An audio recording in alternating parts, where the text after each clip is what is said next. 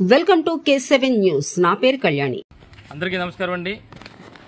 ఈరోజు నర్సీపట్నంలో ఒక ఉన్నతమైన స్థానంలో ఉన్న చింతకాల అయ్యన్న పాత్రుడు మా పార్టీ నాయకులపై కార్యకర్తలపై తప్పుడు కేసులు అక్రమ కేసులు పెట్టి మరి సునకానందాన్ని పొందుతున్న సంగతి మీ ద్వారా తెలియపరచడం జరుగుతుంది.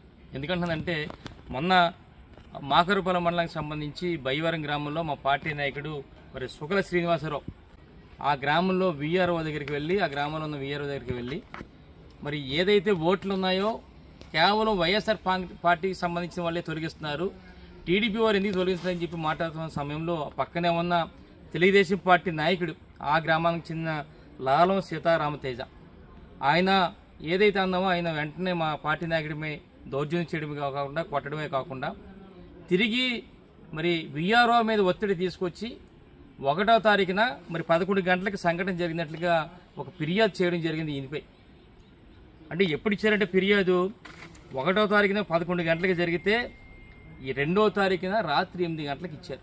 అంటే సుమారుగా 33 గంటల తర్వాత ఒక 5 కిలోమీటర్ల దూరంలో ఉన్న పోలీస్ స్టేషన్లకి వెళ్ళడానికి 33 గంటలు పట్టింది. అంటే కేవలం వీఆర్ఓ మీద ఒత్తిడి తీసుకొచ్చి మరి మా పార్టీ నాయకుడి మీద కేసు పెట్టడం జరిగింది.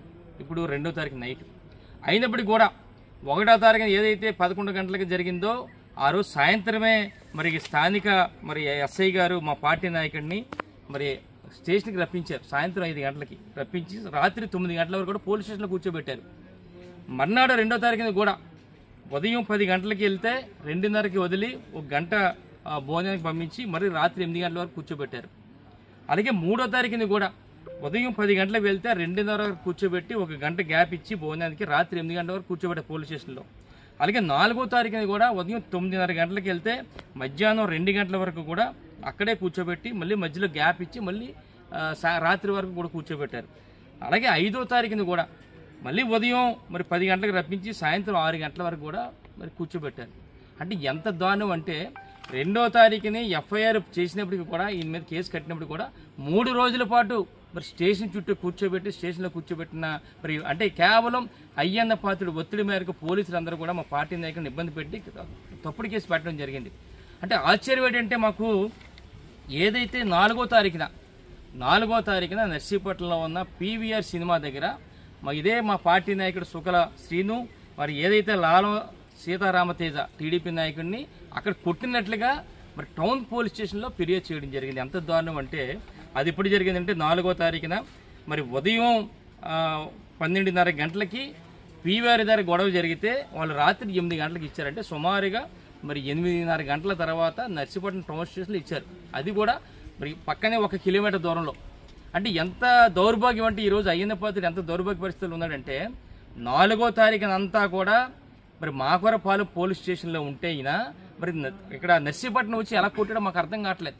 అంటే ఇది కేవలం ఈయన మీద కక్ష కట్టి పార్టీ నాయకుడి కదా వైఎస్ఆర్ పార్టీ నాయకుడి కదా అని చెప్పి తప్పుడు కేసులు పెట్టించి 2 కేసులు పెట్టించి 2 కేసుల ద్వారా రిమాండ్కి పంపించడం కాకుండా ఒక మరి రౌడీ షీట్ కూడా ఓపెన్ చేయలేని తాపత్రయంతో అయ్యన్న పాత్రుడు చేస్తున్న కార్యక్రమం అని చెప్పి సందర్భంగా తెలియపరుస్తుంది. అందుకనే ఈరోజు మరి అడిషనల్ ఎస్పీ గారిని కలిసాం.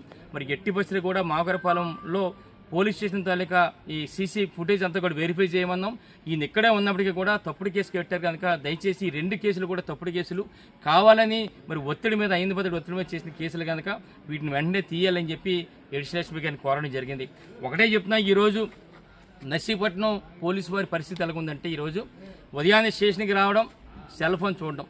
సెల్ ఫోన్ ఎందుకంటే అయ్యన్న పాత్రుడు ఎప్పుడు ఫోన్ చేస్తాడా, ఎవరిని బుక్ చేయాలా, ఎవడి మీద తప్పుడు కేసులు పెట్టాలా, ఎవడి మీద అక్రమ కేసులు పెట్టాలని చెప్పి అయ్యన్న పాత్రుడు ఫోన్ గురించి వచ్చేసే పరిస్థితి ఈరోజు నర్సీపట్నం పోలీసులకి.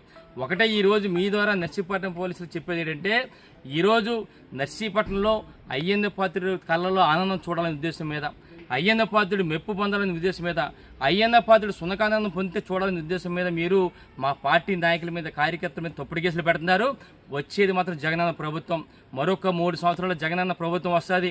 వచ్చిన తర్వాత ఎవరైతే తప్పుడు కేసులు అక్రమ కేసులు మా పార్టీ నాయకుల మీద కార్యకర్తలు పెట్టారో వాళ్ళందరినీ కూడా మరి చట్టం ముందు నిలబెట్టి చట్ట ప్రకారం చర్యలు తీసుకోండి అని చెప్పి మీ ద్వారా తెలియపరుస్తున్నాను.